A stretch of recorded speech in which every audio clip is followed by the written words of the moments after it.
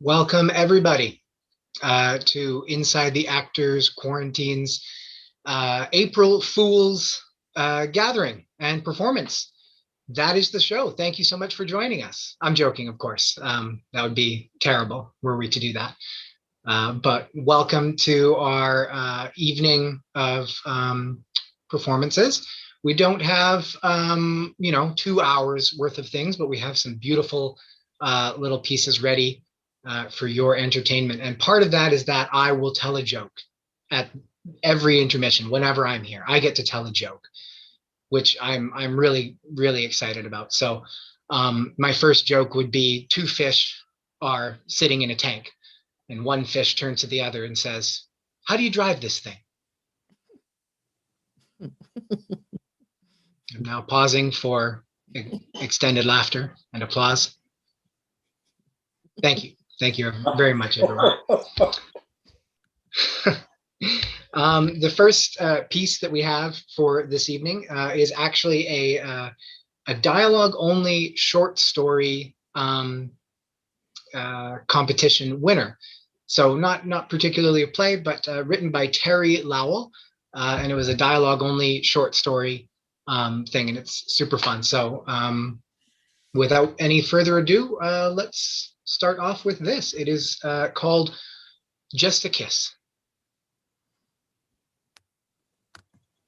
Oops. Yeah, what the bloody hell do you think you're doing? I am kissing you, fair princess. Well, don't. I am freeing you from the evil spell which has enveloped this place. And who said you could, eh? Was there a sign saying, please kiss the sleeping woman? No, my life's desire, but... Did I have friends begging you to nip over and snog my face off? No, oh perfect object of my eye. And I am not a bloody object, all right? Please accept my profound apologies. It's just that in my experience, women seem to appreciate the more flowery terms of endearment that... Never mind all that. I want to know where you get off thinking you can slap skin on my lips without permission. And this had better be good, because 2 bars of whistle while you work, and this glade will be filled with dozens of animals with very sharp teeth, ready to bite into whichever bits of soft tissue I tell them. Get my drift? Yes, I was riding through the forest, and I espied you in your glass coffin, and...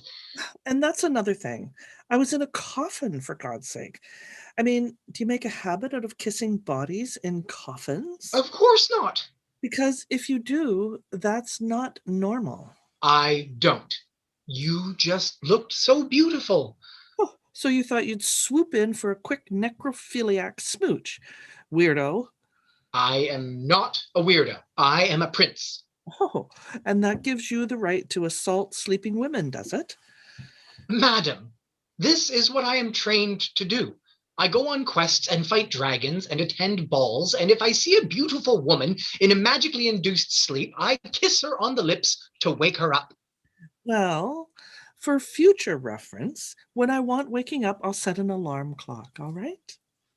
I am sorry. I clearly misunderstood the whole situation. But you must understand. My cousin woke up a sleeping princess, and he inherited her father's entire kingdom. It's traditional. It's non-consensual is what it is.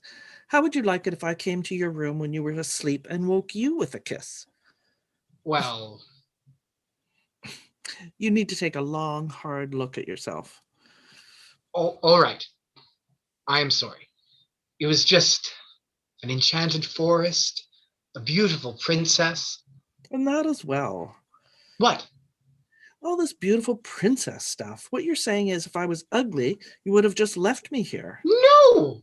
Oh, come on. I mean, yes, I'm obviously stunning, perfectly symmetrical features, adorable button nose, ruby red lips, jet black hair, flawless skin, yada, yada, yada. I can understand that anyone would want to kiss me. I get that. My point is, if I were a bit of a troll, you would have taken one look and ridden straight past. That is just not true. Oh, yeah? Yes. And for your information, your skin is not flawless. Yes, it is. I'm afraid not. You have a nasty spot on your chin, for one thing, and your nose is, quite frankly, looking a bit flaky. Flaky? And pardon me, I certainly wouldn't describe it as button. That implies your nose is quite small and cute, whereas actually it is a bit long and pointy. Long and pointy. You think my nose is long and pointy? Out of proportion to the rest of your face. Really? You think so? Well, let's ask the expert, shall we? Where is it? Here we are. Mirror, mirror on the wall. It's in your hand. Shut up. All right. Mirror, mirror in my hand. Who is the fairest in the land? With a black or brown or golden hair, you are the fairest of the fair. And there it is. There is what? Proof. I'm the fairest of the fair. You just heard it.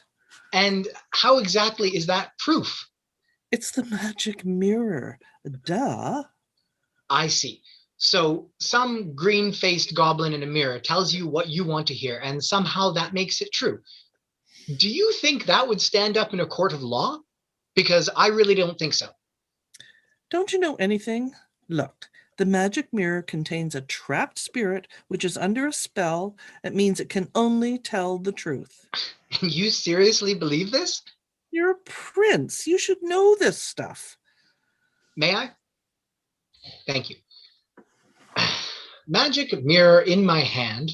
Who is the handsomest prince in the land? In this land of handsome men, you don't come in the top 10. You see? It clearly has no idea what it's talking about. It only speaks the truth. For your information, dear girl, my mother has told me many times that I am the handsomest prince she has ever seen, and she is a queen, so she should know. She's your mom. And I would rather trust her word than some childish, not very magic mirror. Thank you very much. What are you doing? I'm trying to swipe left. What are you talking about? Just how long have you been asleep? I don't know. I've been asleep, haven't I? Well, it must have been a very long time if this is the magic mirror you were using. The ones you buy now are far superior. If you don't like the trapped spirit you have, you just swipe left and select a new one from a whole range of trapped spirits that are desperate for contact from the outside world. I don't want a new spirit. I like this one. Yes, and he certainly likes you. What do you mean by that? Well, he hasn't taken his beady little eyes off you since the moment you summoned him. If a mirror could drool, my hand would be dripping spirit spittle all over my best hose. Do you know what this creature was before it became trapped in the mirror? I don't know. Just some man or other. Some man or other. Yes. Tell me, do you keep this some man or other in your chamber? Yes. In your bedchamber? Yes. So when you're undressing for bed, or changing clothes, or strolling in naked, dripping from a relaxing bath. I wasn't watching. Aha! What? Nothing. Were you spying on me? No. Watching me undress?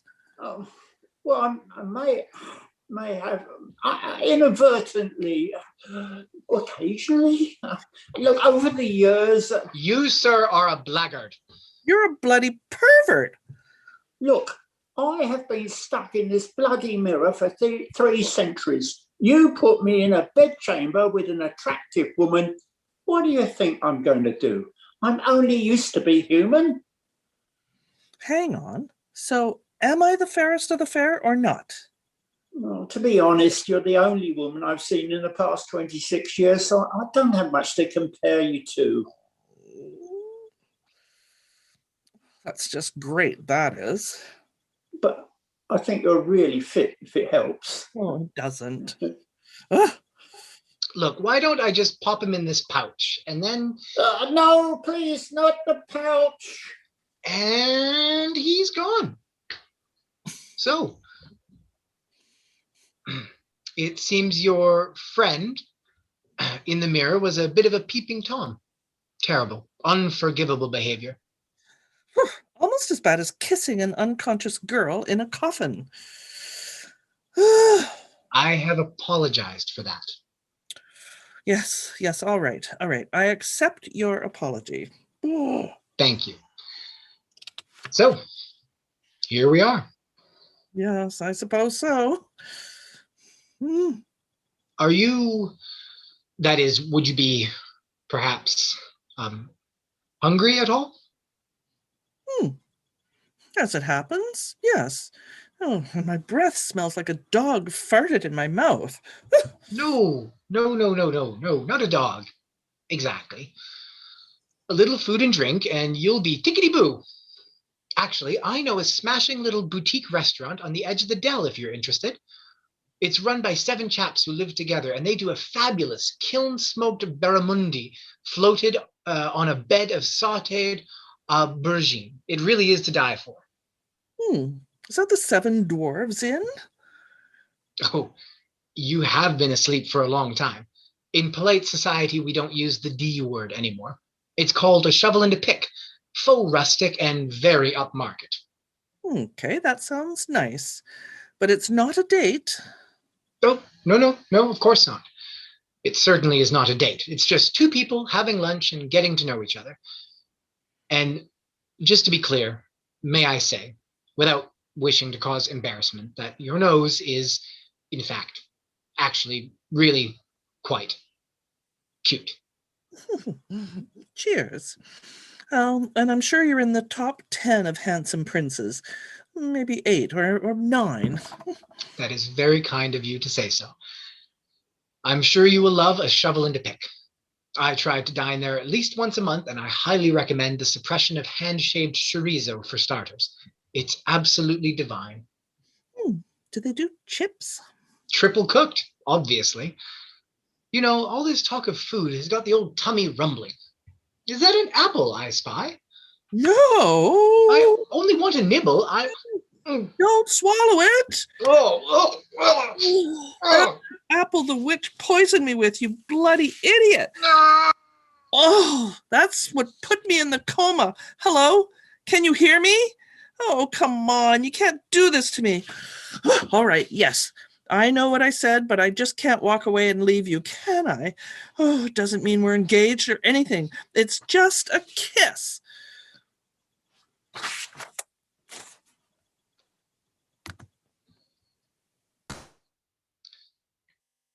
Thank you, everyone. Thank you, everyone.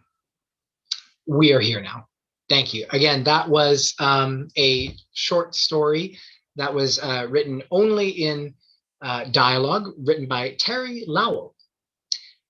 Next up, we have a brief interlude. This is a family affair, obviously, and my father is the juggling clown from Bowen Island, goes by Marmalade or Paul Stewart, and he is here to give you guys a little bit of entertainment.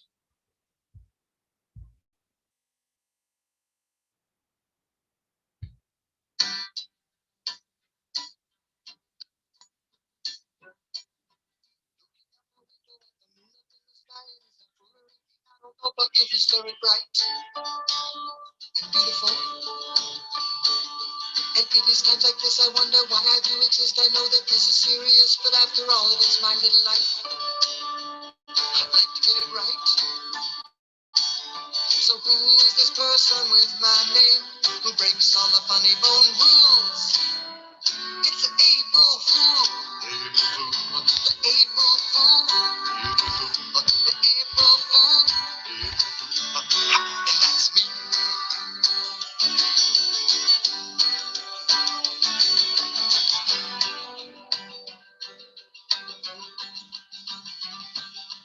I am not the kind to play a trick like putting cellophane on toilet seats or changing all the sugar for the salt. I wouldn't do that. I'm waiting around for some clown to come around and sit down and take a sip of tea and look at me. I say, hey, it's not my fault. I said I wouldn't do that. But wouldn't it be fine to be in line one time when you hear the announcement come?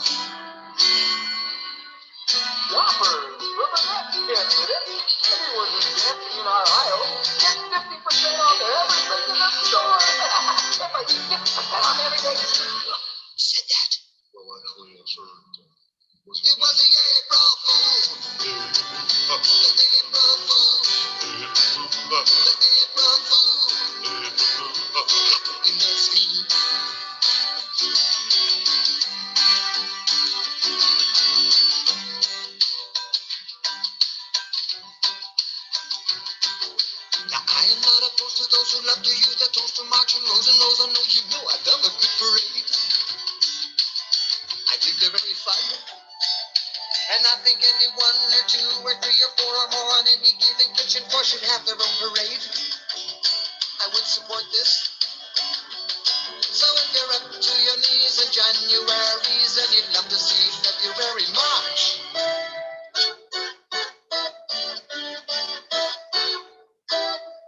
be a marching fool. A marching fool. A marching fool.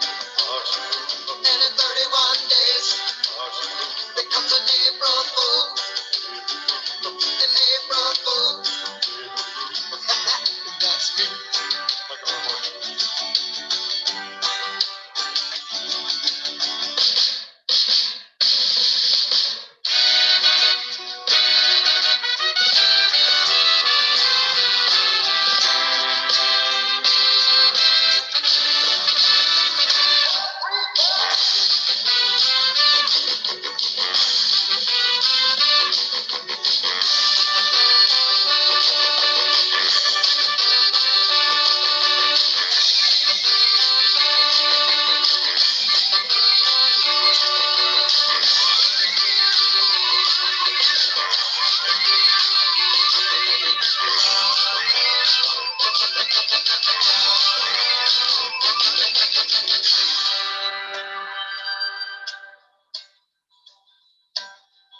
Looking out my window at the moon up in the sky, it is that full or empty, I don't know, but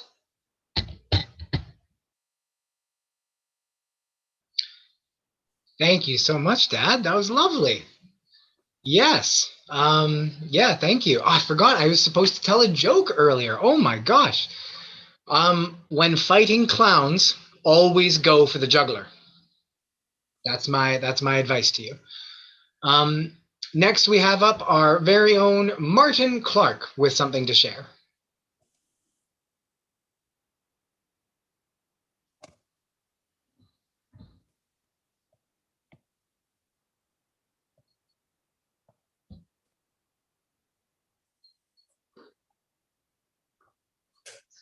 You might have heard, this is the story of Oedipus Rex.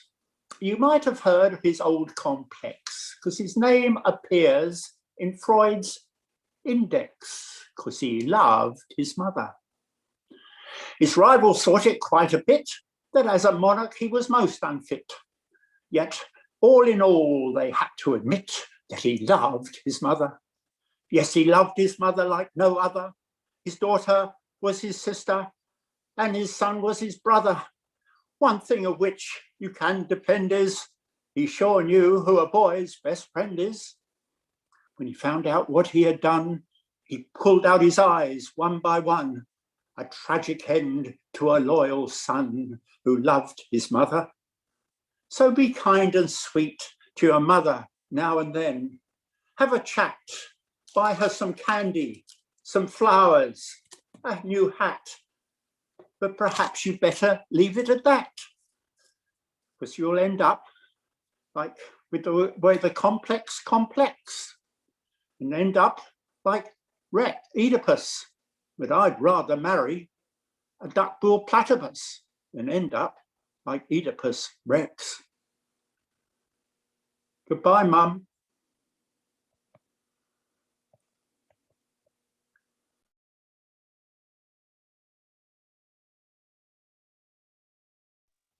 Thank you very much, Martin. I have to come up with another joke now. Oh my gosh, this is harder than it looks. It's not actually. So you know what the pirate said on his 80th birthday? Aye, matey.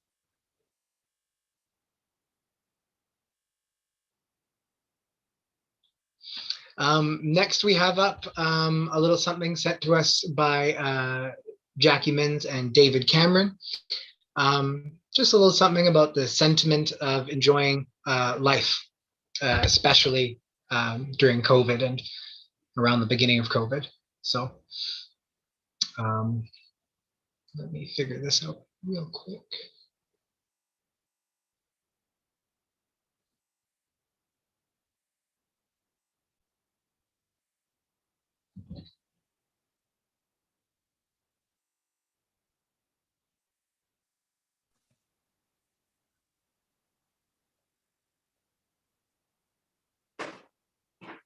Can't see me without trying.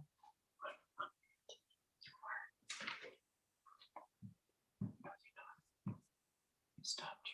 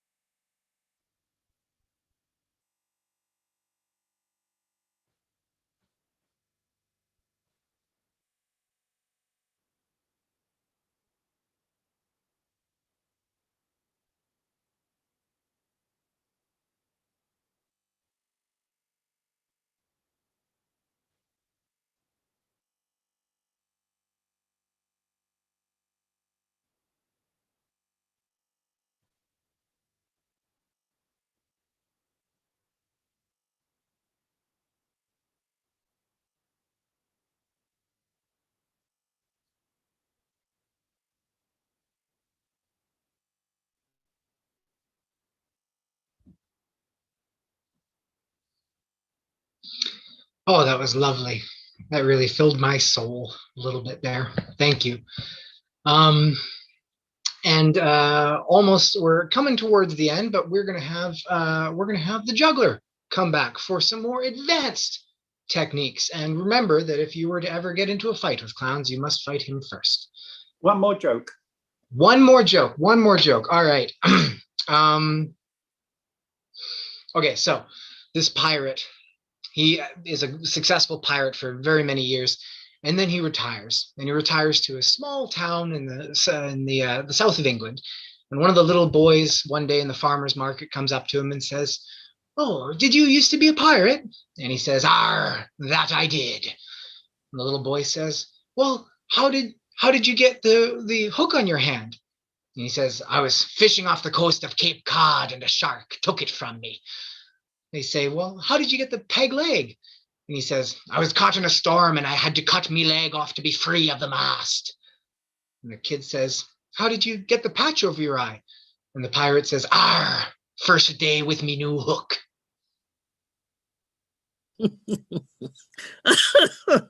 Oh,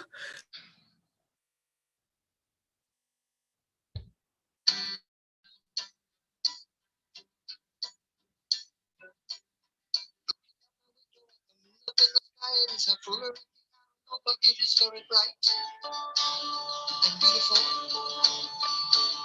And it is times like this I wonder why I do exist. I know that this is serious, but after all, it is my little life. I'd like to get it right. So who is this person with my name who breaks all the funny bone rules? It's an April Fool. The April Fool. The April Fool. And that's me.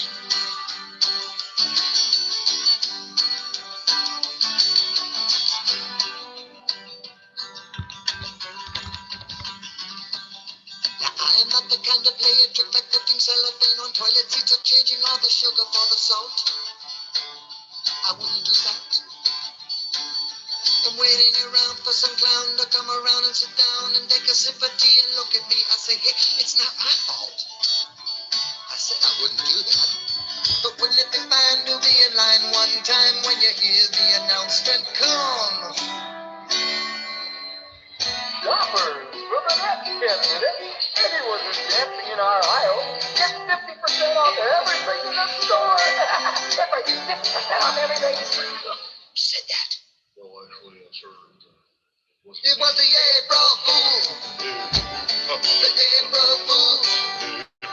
The April Fool. And that's Yay! Yes, thank you very much, Paul. Thank you so much. I gotta give one more joke before we move on to our last thing here. We're gonna stick with the pirate theme, I think. So this pirate walks into a bar, and he has a roll of paper towel in his head. And the bartender says, "What's with the paper towel?" He says, "Arr, I've got a bounty on me head."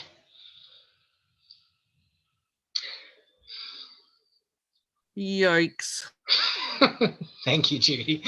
The last thing we have for you this evening is just something, kind of an imagination. If the three of the greatest fools ever written were to be in the same room and have the same conversation, or not the same conversation, but be in the same room and be able to converse with each other.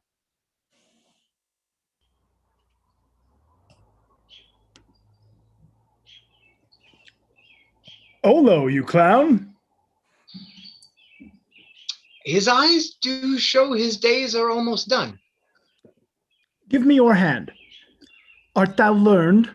Ah, Market, have more than thou showest, speak less than thou knowest, lend less than thou owest, and ride more than thou goest. Learn more than thou throwest, and set less than thou throwest, and leave thy drink and thy whore, and keep in a door, and thou shalt have more than 2 tens and a score. What thinkest thou of his opinion? Yes, such one is a natural philosopher. Wast ever in court, shepherd? Oh, no, faith. Lords and great men will not let me. No, if I have a monopoly out, they would have part on it, and ladies too. They would not let me have all the fool to myself. No, they will not let me have all the fool to myself. They will be snatching. Give me an egg, nuncle, and I'll give you 2 crowns. Now the melancholy god protect thee, and the tailor make thy doublet of changeable taffeta, for thy mind is a very opal. I would have men of such constancy put to sea. Let their business may be everything and their intent everywhere, for that's it that always makes a good voyage of nothing. When a man's verse cannot be understood, nor a man's good wit seconded with the forward child understanding, it strikes a man more dead than a great reckoning in a tiny room. Truly, I would the gods had made thee more poetical. Well, God give them wisdom that have it, and those that are fools, let them use their talents.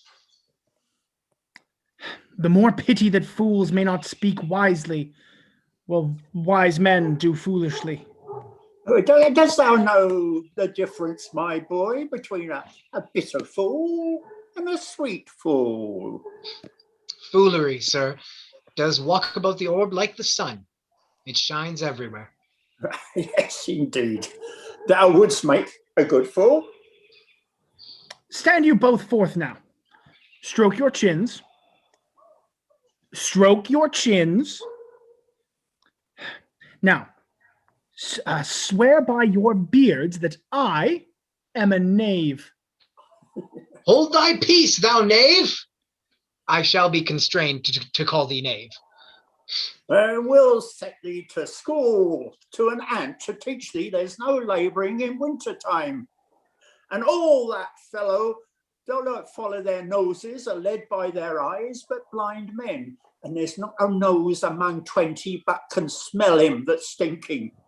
Now, let go thy hold when a great wheel runs down a hill, lest it break thy neck with following it. But the great one that goes upward, let him draw thee after. And when a wise man gives thee better counsel, give me mine again. I would have none but knaves follow it, since a fool gives it. That heir which serves and seeks for gain and follows but for form will pack when it begins to rain and leave then in the storm. But I will tarry, the fool will stay, and let the wise man fly. The knave turns fool that runs away. The fool, no knave, but I. Now Mercury endue thee with leasing, for thou speakest well of fools. Why, thou sayest well. I do remember a saying, the fool doth think he is wise, but the wise man knows himself to be a fool. Ah, thou shouldst not have been old till thou hast been wise. God send you, sir, a speedy infirmity, for the better increasing your folly. It is meat and drink to me to see a clown. By my troth, we that have good wits have more to answer for. We shall be flaunting. We cannot hold. Maintain no words with him, good fellow. Nay, I shall never be ware of mine own wit till I break my shins against it. You are mad indeed, if you be no better in your wits than a fool. Well, this cold night will turn us all to fools and madmen. Fare thee well.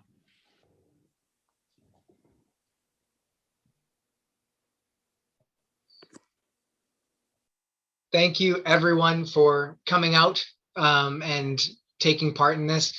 It's really a big thing for us. We at Theater on the Isle really are missing all of you, and we're missing the connections and the performance and the theater and the space and the artistic expression. So we thank you for joining us for this and allowing us to play and to have fun.